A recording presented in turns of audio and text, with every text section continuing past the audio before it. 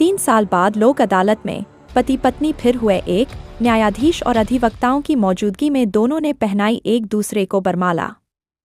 आज Tendukheda civil court में लोक अदालत का आयोजन हुआ। लोक अदालत में state bank, Punjab national bank और नगर परिषद सहित न्यायालय में विचाराधीन प्रकरणों का निराकरण हुआ। इसी दौरान न्यायाधीश की मौजूदगी में 3 साल से एक दूसरे से दूर रह रहे पत्नी पत्नी फिर एक हुए। दोनों ने आपसी रजामंदी न्यायाधीश के समक्ष प्रस्तुत की। बाद में न्यायाधीश और अधिवक्ताओं की मौजूदगी में पति पत्नी ने एक दूसरे को बरमाला पहनाई।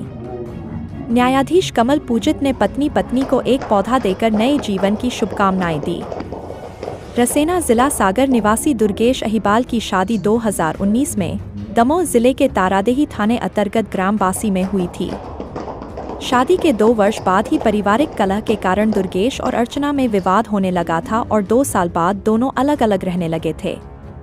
बाद में अर्चना ने 2022 में तेंदुखेड़ा सिविल कोर्ट में भरण पोषण का केस लगाया।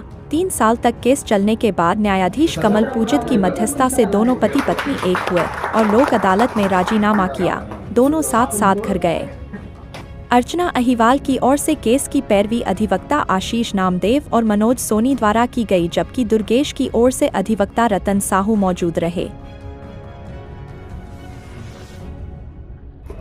3 साल पहले शादी हुई थी। थोड़ी घर में कलह होने के कारण झगड़ा हो गया था घर में।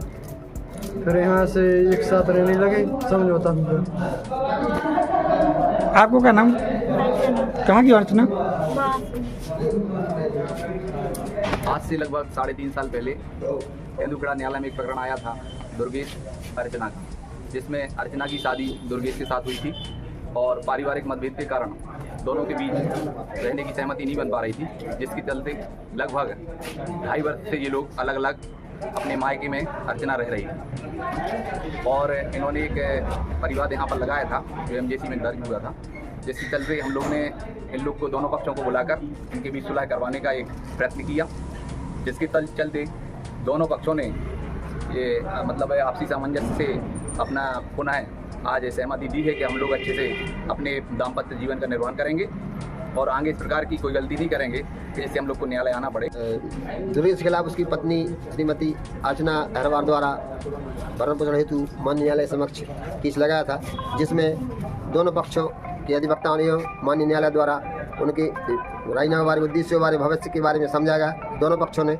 आपसी सहमति के आधार पर राजीनामा कर लिया और आज दोनों पति पत्नी हैसियत से अपने साथ दुर्गेश अपनी पत्नी को ले जा रहा है। हम और सब परिवार न्यायालय की ओर से उनके भविष्य के लिए शुभकामनाएं देते हैं।